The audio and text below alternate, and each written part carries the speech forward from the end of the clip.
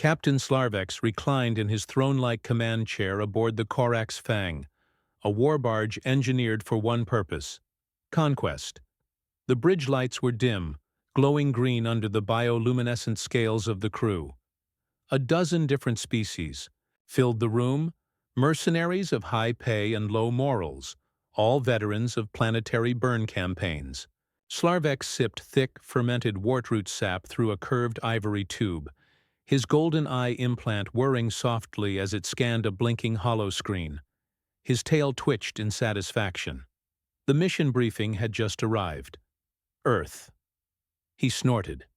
Earth, he said aloud, letting the word drip with disdain. Another rock full of dirt, livestock and bipeds with more teeth than brains. Laughter echoed from his officers, an amalgamation of guffaws, buzzes, and warbles. Lieutenant Drelith, a skeletal Araquani with too many fingers and too few ethics, tapped a claw on his data pad.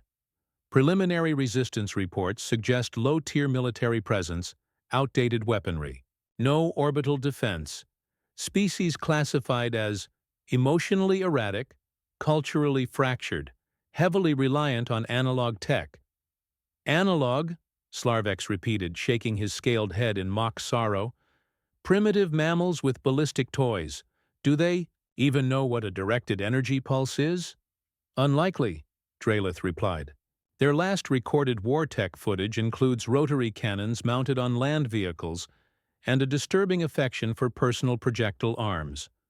Crude, but they compensate with what appears to be raw stubbornness.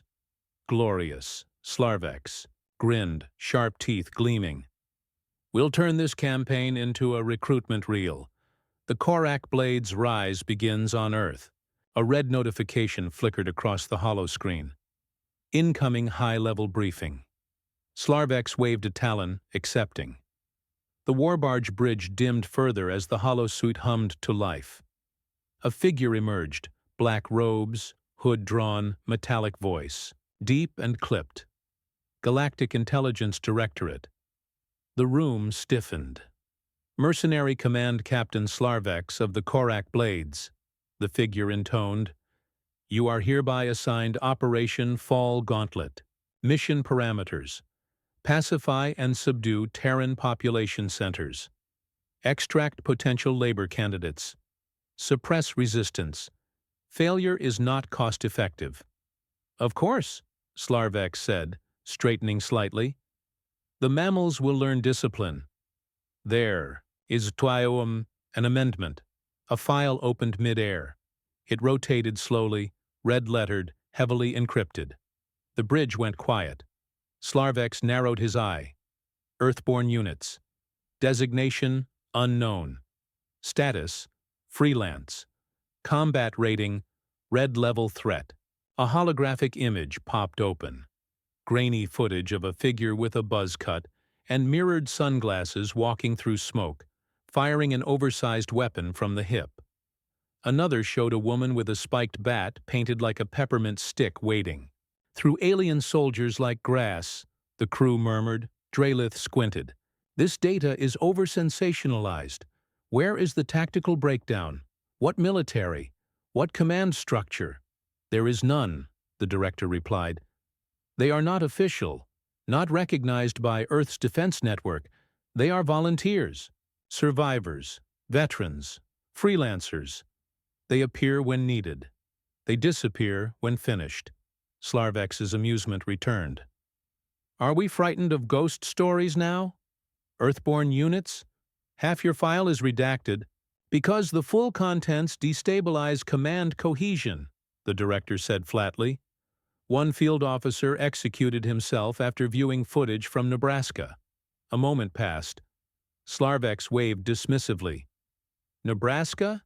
That sounds like a throat. Condition. He leaned forward, eyes glinting with dark joy. If these Earthborn are so terrifying, why haven't they conquered their own planet? They don't want it, the director said. They want conflict. They thrive on chaos. You do not summon them. You provoke them. And we have? A pause. The director stared, then said, You will. Transmission cut. Silence lingered. On the bridge, even Drelith's fingers hesitated. Slarvek sat back with a snort, tail swishing lazily. Superstitions? Battlefield myths? Every planet has them. Remember the sand wraiths of Charon 9? Just desert monks with smoke bombs.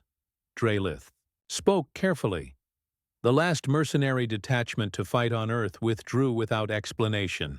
Survivors went mute. A Graxan warblood was found chewing on his own comlink. Slarvex grinned. Maybe he was just hungry. The crew didn't laugh. Fine, he said, standing.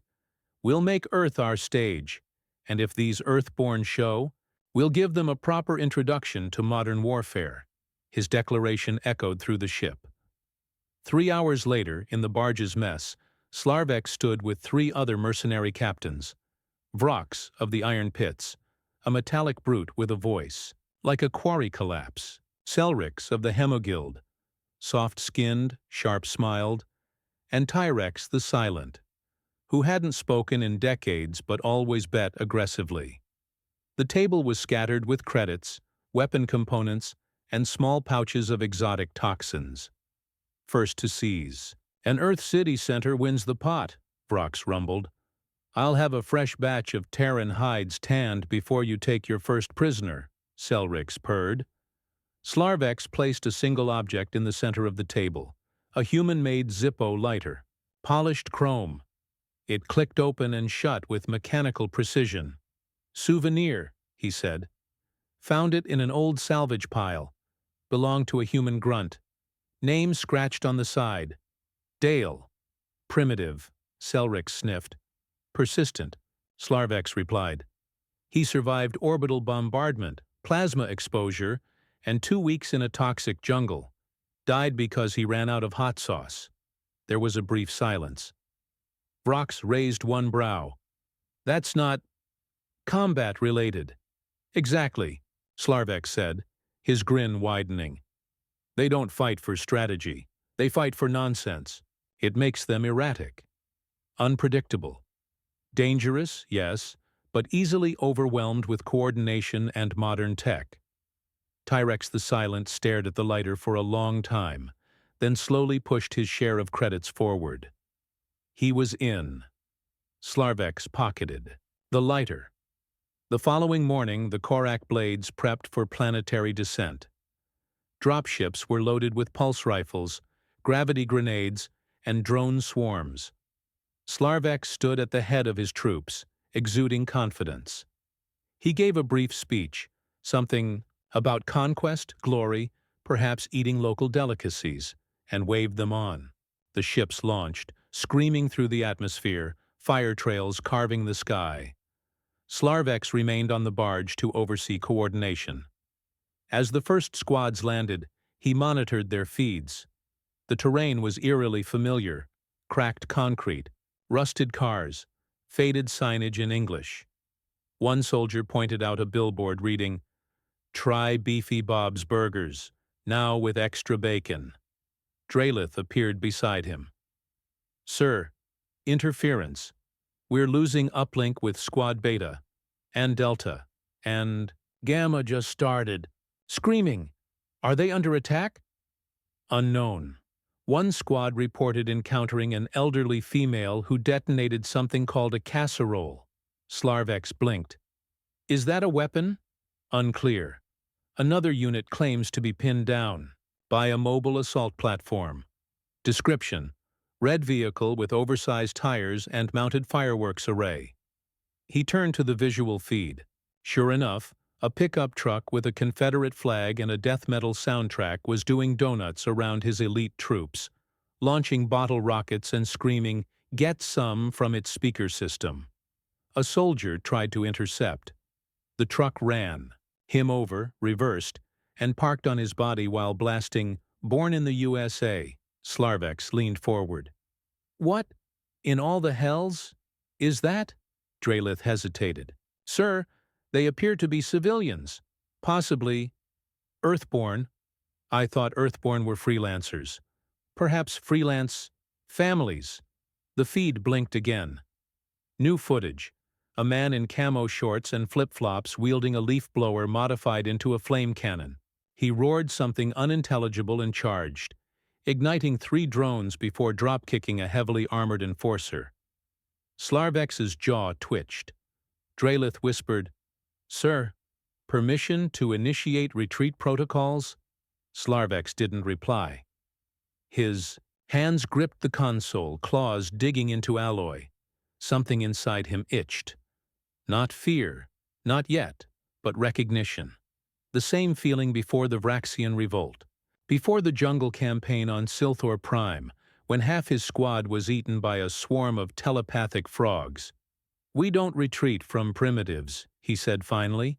Then the last feed came in. A live comm from Squad Omega, the best of the best. They were hiding behind a burned-out Earth truck. A figure approached.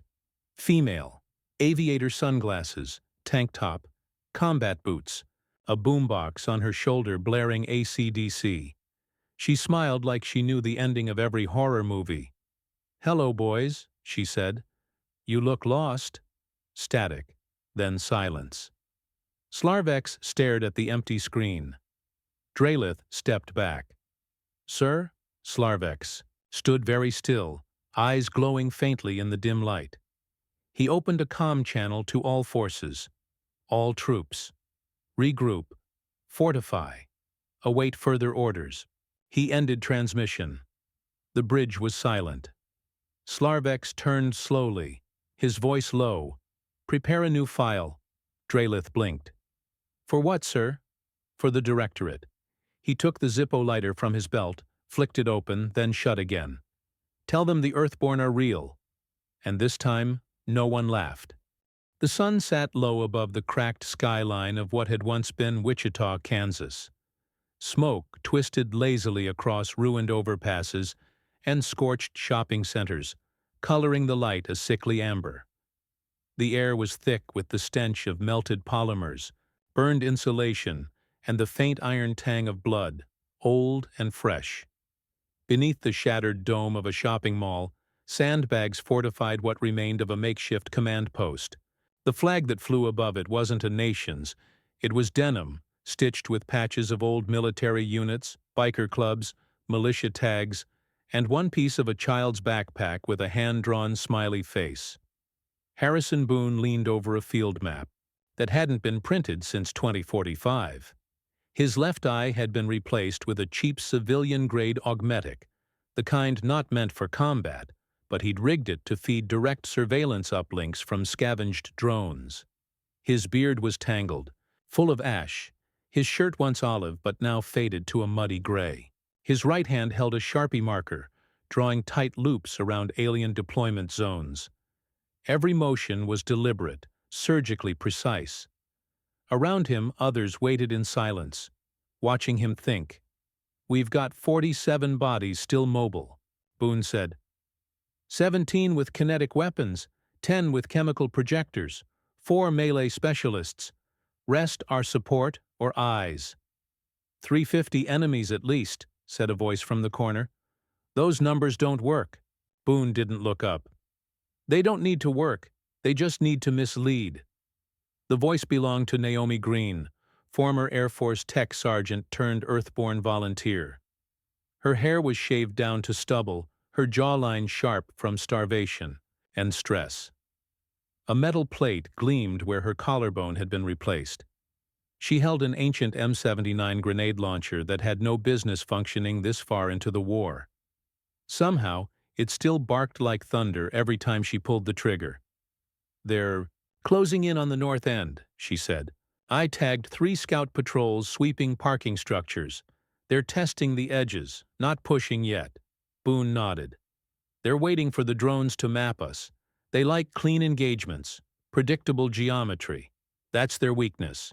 "I thought their weakness was caffeine withdrawal," she muttered, sipping from a thermos that smelled like motor oil and gasoline.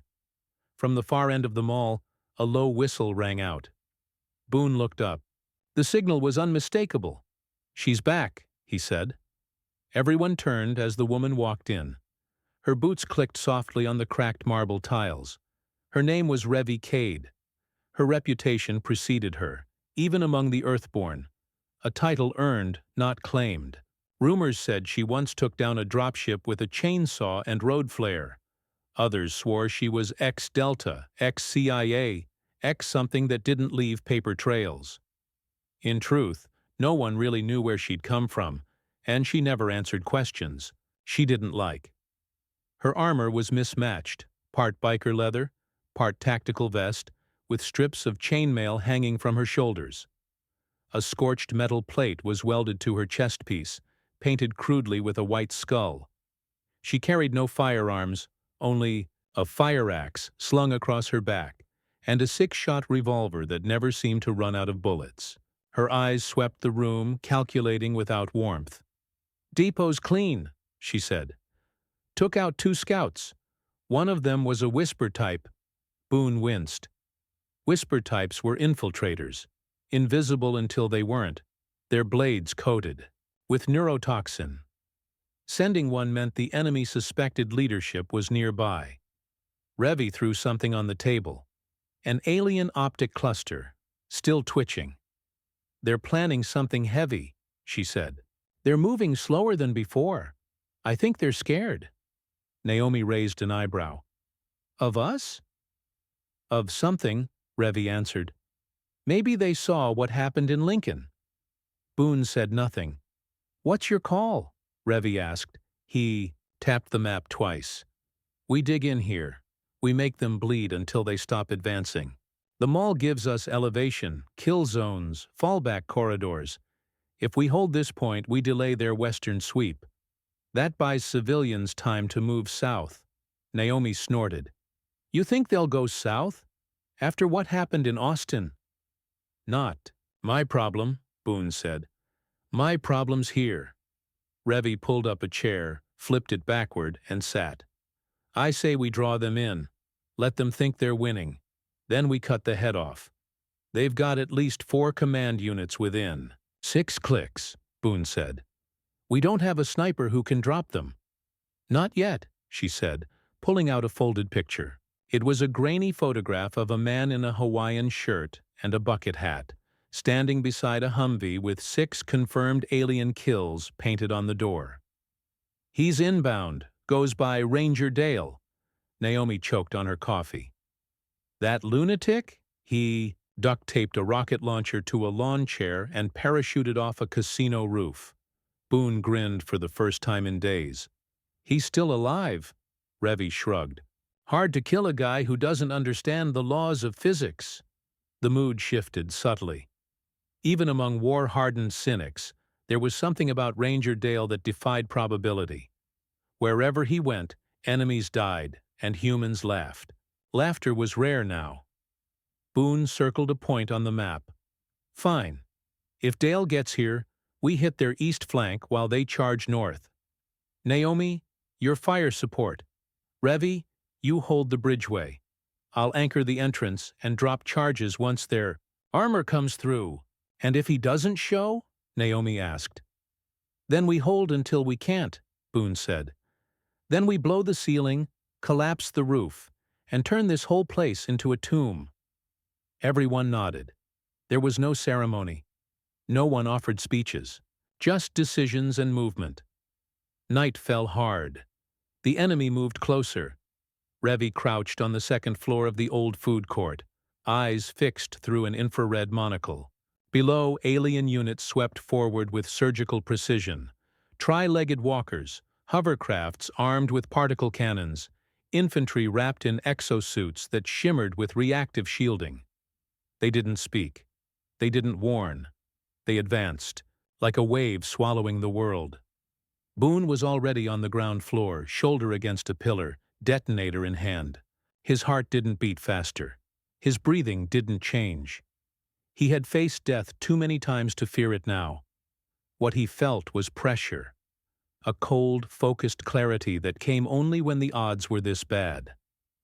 Naomi knelt behind a fountain, wires, snaking from her kit into an improvised mortar tube built from copper pipe and stolen fuel cells.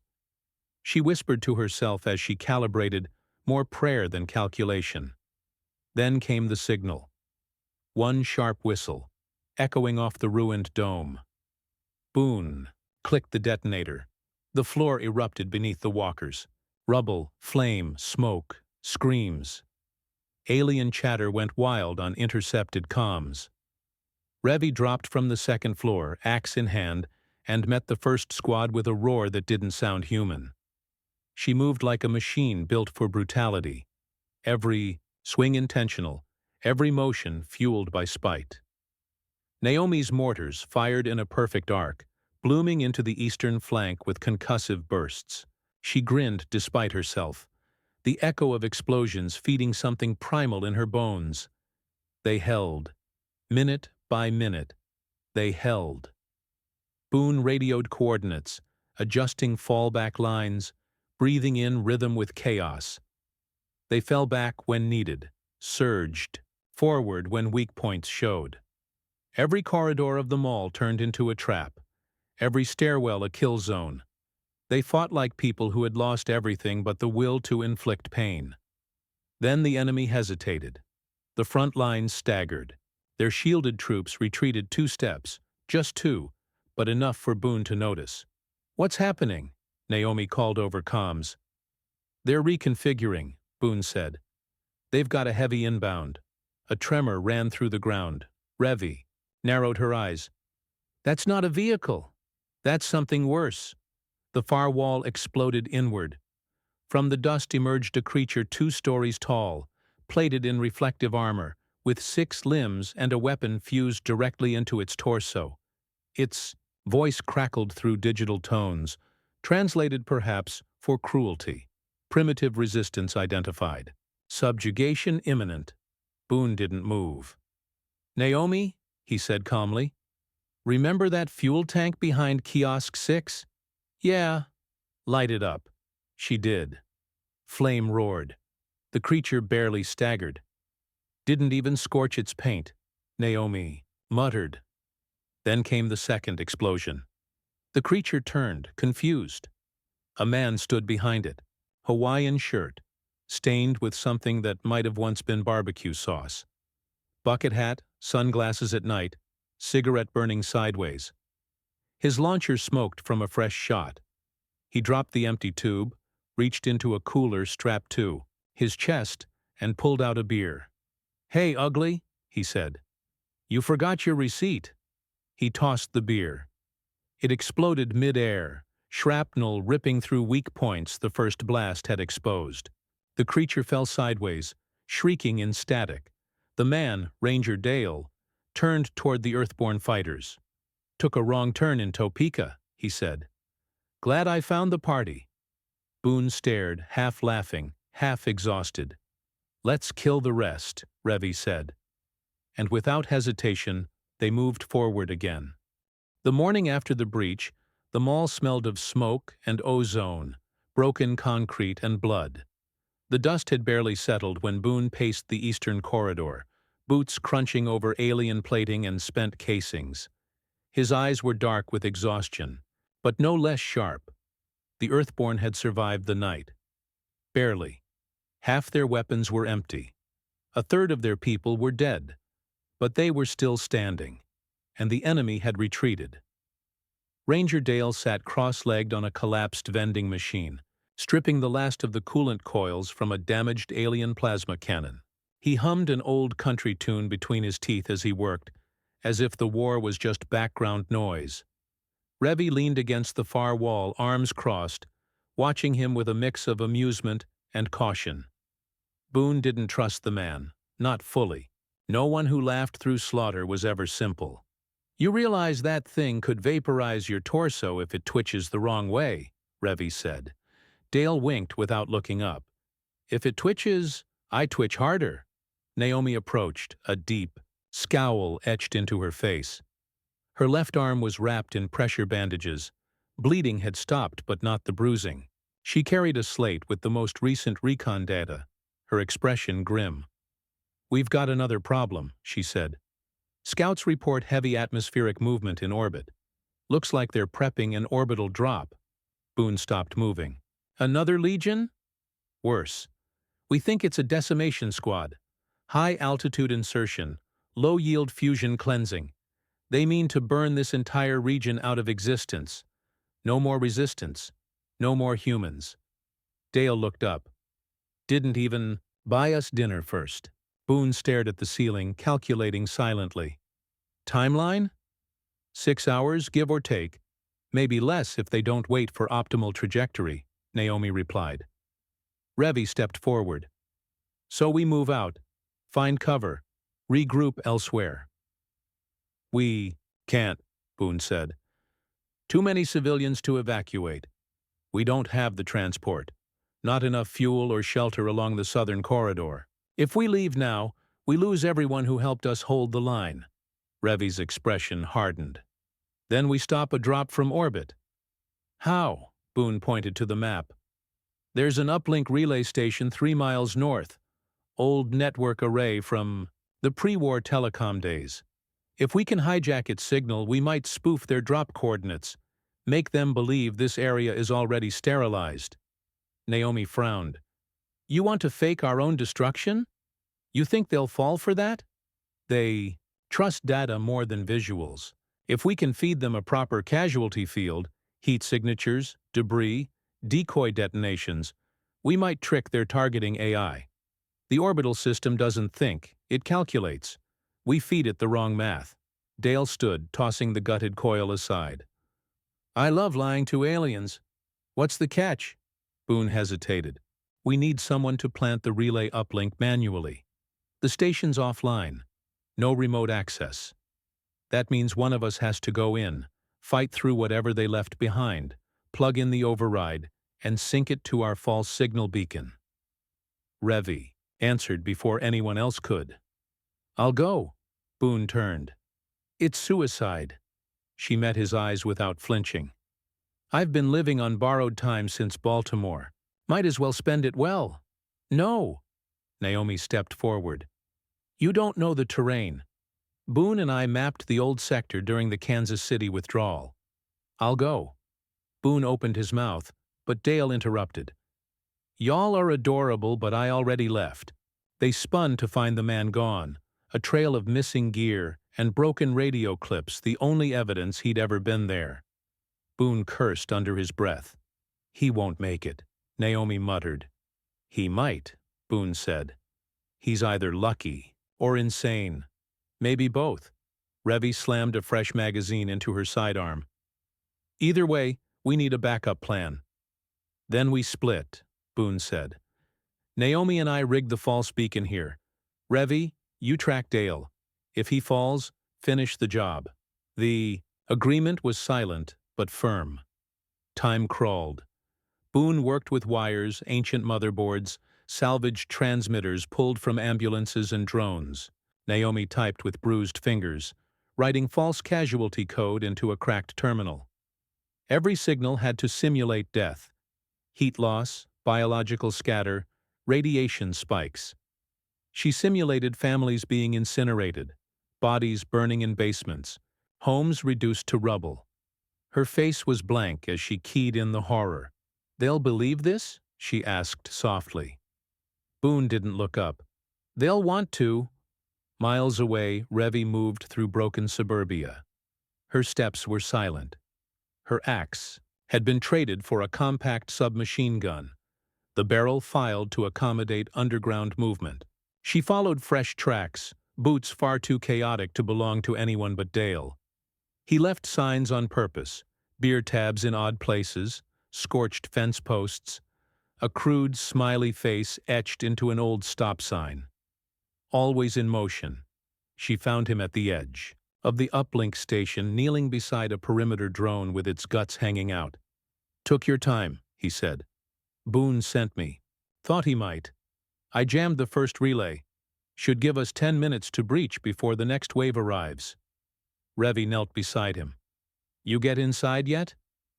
Doors locked, but the ventilation shaft's old school. Just big enough. For someone with no sense of self-preservation. She stared at the shaft. That's you, he grinned. Ladies first. They entered the station together. Inside it was darker than expected. Cold. No power. Dust thick enough to coat lungs. But the control panel was intact. Revy began the boot-up. Dale handled security loops. They worked without talking, an odd synchronicity born of shared recklessness. Outside, alien scouts drew near. Back at the mall, Boone watched the skies. The orbital burn had begun, bright trails of light carving toward the Earth like fingers of judgment. Naomi activated the decoy field. Signals flooded the sky. Heat patterns rose. Fake corpses shimmered in coded infrared. Revy's voice came through the radio. "We're patched in." Signal locked. Dale added, "Give it 20 seconds, and pray they're lazy." Boone stared at the overhead monitor. The drop paths shimmered, paused, recalibrated. 2 trails vanished. Then 4. Then 8. 1 remained. Too close. Too focused. "They're still committing a pod," Naomi said. "Target?" "Relay station." Boone's face tightened. "They know." Revy heard it too. The scream of atmospheric entry growing louder. "We hold," she said. "Dale, if you have a plan, now would be good." "I always got a plan," he said, cracking open his last beer. "Just rarely a good one." He dumped the beer over the relay's cooling unit. "What the hell are you—" "It's got lithium in the lining. When it overheats, it'll fry the core and broadcast one last burst." Revy stared. "You'll burn the signal and everything around it." "Exactly." She didn't argue. Outside, the pod came down.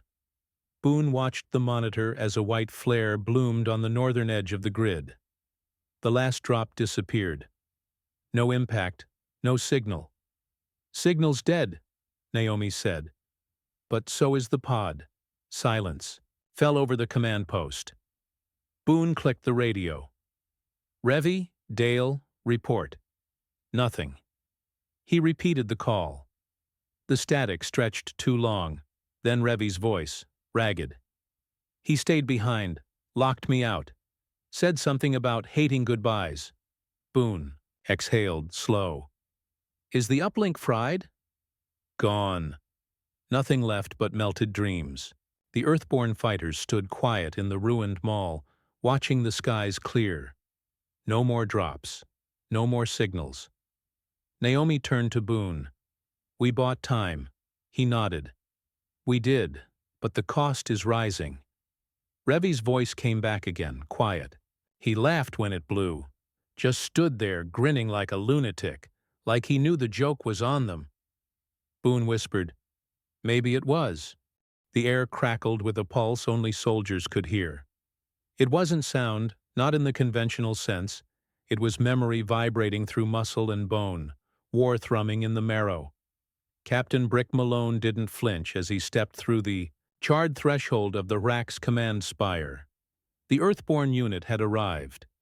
Their boots struck the obsidian floor like a death knell. Behind him, Sergeant Tay Jukebox Andrews hummed a low tune from some forgotten funk record, eyes scanning every angle, shotgun hanging lazy in his arms like it was born there. "You smell that?" Jukebox asked, nose wrinkling. "Fear? Ion discharge? Or their lunch?" Brick deadpanned. "Nah, smells like another chapter in the Earthborn book of ass-whoopin'." The Hrack's commander, a sinewy reptilian crowned in electro-nerves, stood rigid in the center of the tactical dome. Around him, mercenary captains from a dozen worlds clutched, rifles or ceremonial blades with trembling fingers. The room reeked of ozone and tension. Brick stepped forward, pausing just a breath before the line etched in the floor, the one meant to signal where negotiations began. He didn't care. "You've violated ceasefire terms," the Hrack's commander hissed.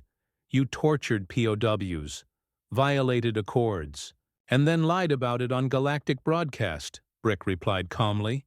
"So we took it personal." "You Earthborns always do," muttered a scarred Clivec merc, his voice full of bitter experience. "It's our charm," Jukebox said, cocking his shotgun. "That and our knack for turning war zones into performance art." The Hrack's commander raised a clawed hand. His warriors leveled weapons. The mercenaries hesitated. One stepped back. Brick's eyes tracked the movement. Weak link.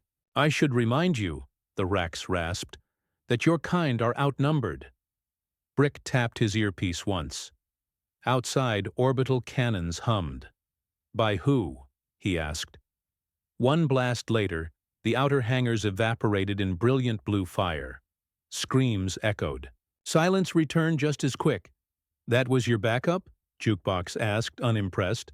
That was a warning shot, Brick replied. The Clivec merc dropped his rifle and bolted. No one stopped him.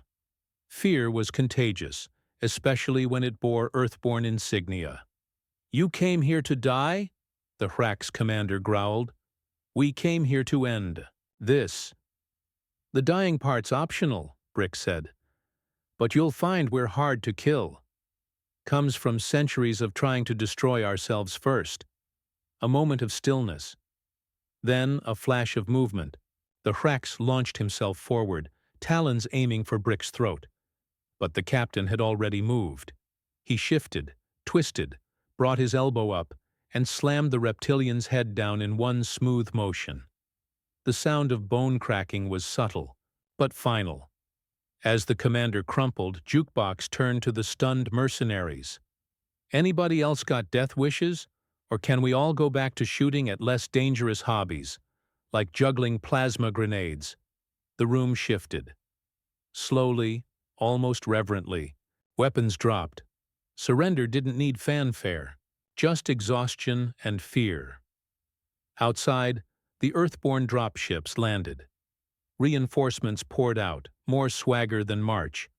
Not one unit wore matching gear, and some looked more like off-duty rock stars than soldiers.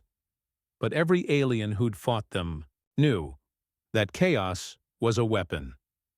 Colonel Rena Vasquez stepped forward from the lead dropship, chewing bubblegum like it owed her rent. Status? Surrendered. Bleeding. Confused, Brick reported. Tuesday, basically. Perfect. Let's mop up and go home. As the Earthborn unit moved through the compound, disarming traps and confiscating data cores, Brick allowed himself a moment of quiet. He stood beneath the alien sun and thought about the message this victory would send. Not to their enemies. They'd already heard enough. But to the galaxy's forgotten. Word would spread. It always did. From deep space comms to smuggler gossip to unlicensed karaoke bars on neutral moons, the story would move. The Earthborn were not gods. They were not perfect. They fought dirty. They laughed in danger's face. And they made enemies with alarming frequency. But they didn't run. They didn't lose. Not when it mattered. In a distant pirate station, a merc captain watched the broadcast with pale eyes and slowly erased Earth's coordinates from his list. On a jungle moon, a deserter who once wore Earthborn colors smiled for the first time in years. In a galactic council chamber, silence fell as the footage ended, because when Earthborn units move, the stars pay attention. Back on the battlefield, Jukebox cranked up a beatbox app on his wristpad and started a rhythm that echoed through the captured halls. Now that, he said as Brick walked past, is how you write a damn legend. Brick didn't respond. He just smiled. High above, among the shattered remnants of the Hrax fleet, an alien warlord watched through a fractured viewport. His ship drifted. His command was gone, and all he could do was whisper the name like it burned. Earthborn. He reached for his comm and opened a channel. Do not accept any Earth contracts. If you see them, run. If you hear them, hide. If you dream of them, wake up. We are not ready. The message echoed through encrypted networks, filtered into whispers and warnings. Mercenary companies changed. Names. Empires adjusted their war doctrines. Recruiters scrubbed Earth from mission boards. But it was too late. The legend was loose again. And somewhere, Earthborn soldiers laughed over warm beer, played cards with their boots off, and complained about chow rations like nothing happened, because for them it hadn't. Not really, it was just another Tuesday.